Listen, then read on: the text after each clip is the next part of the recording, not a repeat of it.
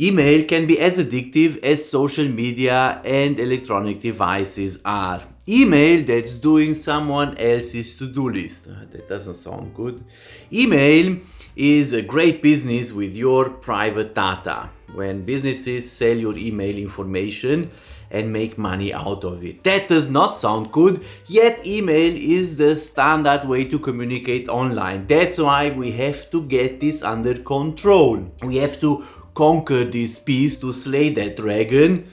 So let's do it. Welcome back to another video in the Antisocial Social Media Campaign, a place where we find good habits and systems and a cure for our addiction to social media and electronic devices, and figuring out email is an important part of it. So I would like to share with you my experience with email, my tips and tricks and productivity system around that. I share 6 bad experiences I had with email and 6 tips you can implement today, right now. So let's dive in.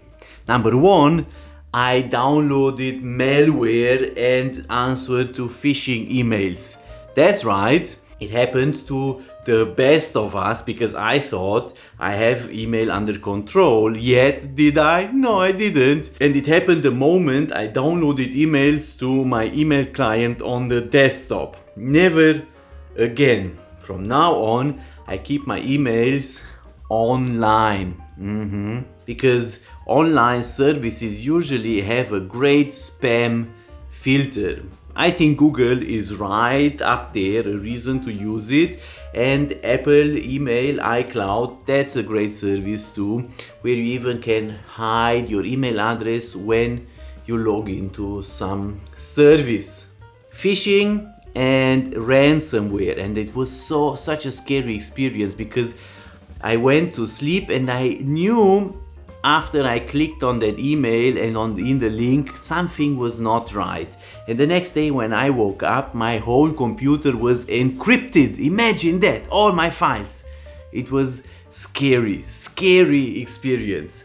Never again. Second bad experience with email, reading into them something that's not there. Did you do that? Reading something, some sentiment in that email your colleague or your partner or your friend sent to you. It must be something bad what they are thinking.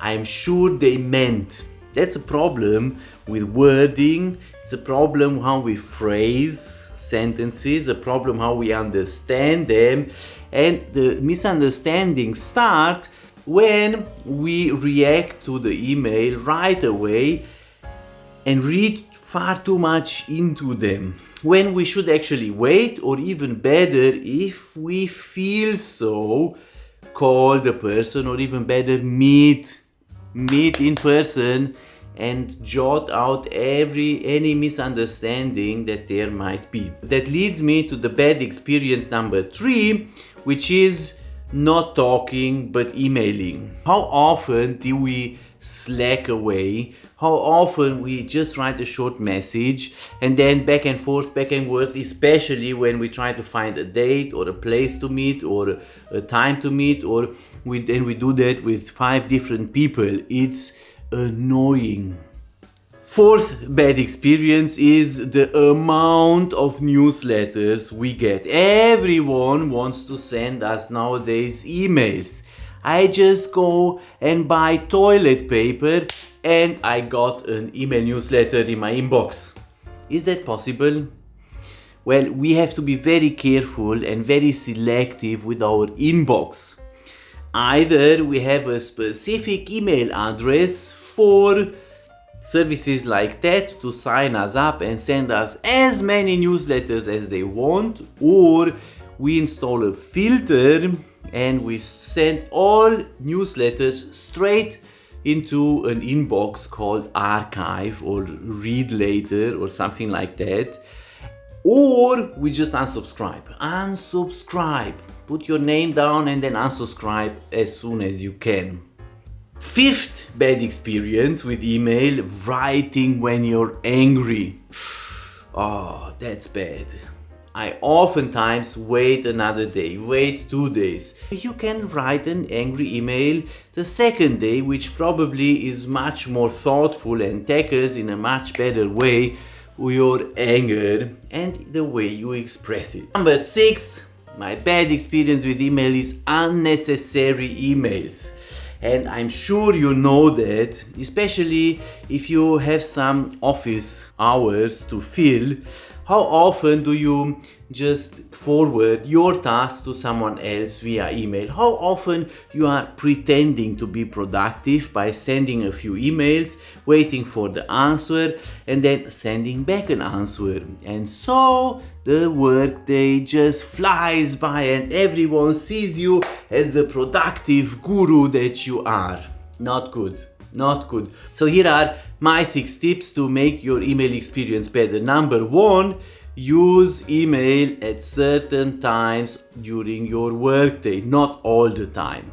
I get it, maybe your work is like that, maybe you need to be available all the time, every time when you are in an office, but if not, don't check them all the time, okay? You don't want to be distracted all the time by I told you, it's like social media, it's addictive as hell. So you have to be able to concentrate on something without interruption, and email is oftentimes an interruption. Number 2, control the inbox. I mentioned it, but this is very important. You have to curate your inbox in a way that you are at zero inbox through filtering and sorting and archiving all the time, every time. Every time you get an email, for example, you don't know why you get it, or it's a newsletter, you should straight away act in a way that future emails are sorted right away in the right place. Even just the act to delete every day the newsletter, which is annoying, is an act of conscious decision making, which leads to decision fatigue. That's why you don't even want to have those things in your inbox. In your inbox should land what needs your attention. Number 3, organize it. Organize that email in the best way you can. You can organize it with folders or labels. You can organize it through filters. You can flag them or give them a star, read them later. You can add them to a to-do list. All simple but very productive ways to sort your email inbox. Number 4, use specific emails in specific situations. Okay, you should have emails you can give out to people, and you should have emails that are very private.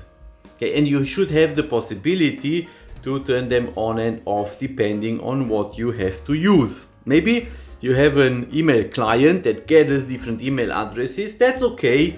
But even better than that is you log into each of those emails separately so they don't get mixed up all together.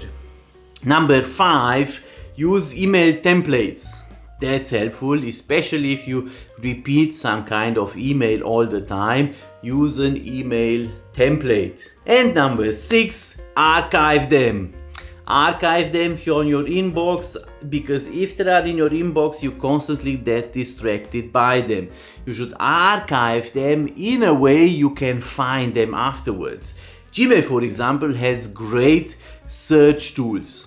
Just like any other email client, if you use tags and folders, you will find the stuff you are looking for later.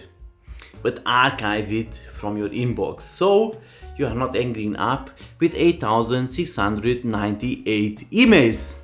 You don't want to see that every morning, that big number, which my beloved wife loves to see on her emails, and I always wonder, I can't look at it without opening it and starting to delete the stuff from there. Maybe one day she watches my videos and applies my tips. Have a wonderful day.